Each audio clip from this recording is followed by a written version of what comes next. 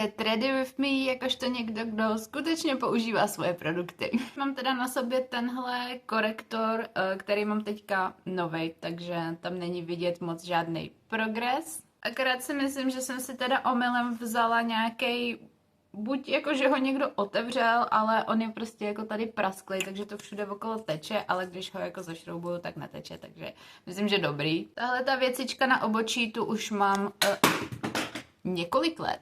Tahle je paletka očních stínů, tu ty dva používám na oči a tu prostřední jako tvářenku a tady můžete vidět, že už jsem se dostala i na dno.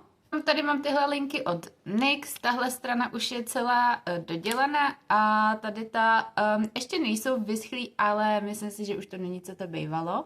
Pak tady mám tuhle řasenku od Dermacol, tu mám celkem nově. Tenhle Dermacol pudr, no, zažil pád. A potom tahle rtěnka od Romand, kterou se momentálně snažím spotřebovat a myslím, že už to brzo bude. To je vše. Ahoj.